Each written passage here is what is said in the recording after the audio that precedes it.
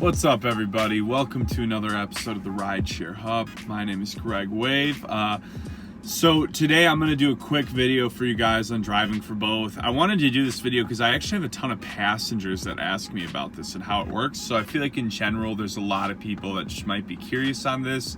It sounds a lot more intimidating than it actually is. So I'm going to jump right into it. So driving for both, the only time it's ever really a problem, and this doesn't even happen that often, is basically, so you've downloaded both apps, you've been approved from both apps, so now you go out and you're going to do your first day of driving with both apps, and you turn them both on.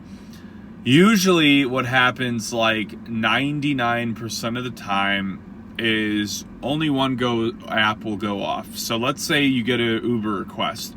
So what I would do is I would request the Uber, and then I would turn Lyft off. And then I would do the Uber ride. And once I dropped that person off, I would turn Lyft back on. And for the most part, that's all it looks like. Now, a lot of times, and this is where it can get really, really annoying. So if you're driving in like prime hours, like bar rush or something, a lot of times both apps will go off, and they'll go off like constantly. So that can get really annoying because you'll end up just canceling a ton of rides, and it'll kill your cancellation rate, which Uber and Lyft both try to make it seem like that's a big deal. It's not.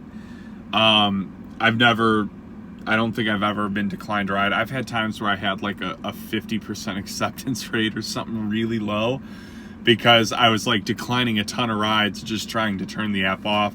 It didn't affect me getting any rides the rest of the day. So don't worry about canceling rides. That's not a huge deal at all. But what happened was, so I'm trying to remember where I was going with that. Sorry guys. But, so that can be the one annoying thing about doing it. But like I was saying earlier, that's really rare. That really is only going to happen at like 2 a.m., right? When the bars let out. For the most part, you'll be waiting with both apps on. One of them will ring, the other one won't. Now, this is what I started doing. I did this when I was like really driving. So now I'm sure this isn't like the best thing to do, but I feel like this helped me a lot. I feel like it helped me make a lot more money.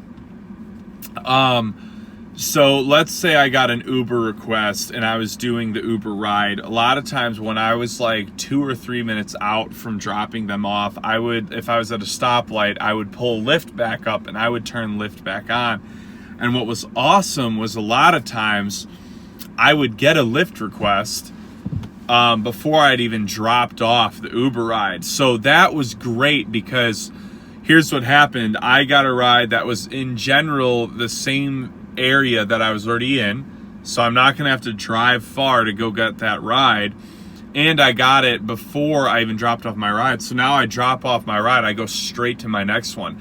Now this is where it got risky, and this is why I'm not gonna say you should or shouldn't do this, but a lot of times what would happen is, so I would be 3 minutes out from dropping off my Uber, I would turn Lyft app on, I would get a Lyft ride, but then it would be like in the opposite direction of where I was dropping off the Uber passenger.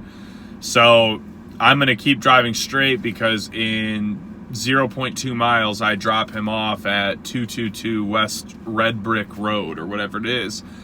But the Lyft request is, let's say 0.8 miles that way at 6666 Red Brick Road. So he's watching me on the app and he's like, what the hell is this guy doing? He's driving more this way. And a few times I would get people that would call me and it'd be like, hey, where the hell are you? Where are you going? You're going the wrong way.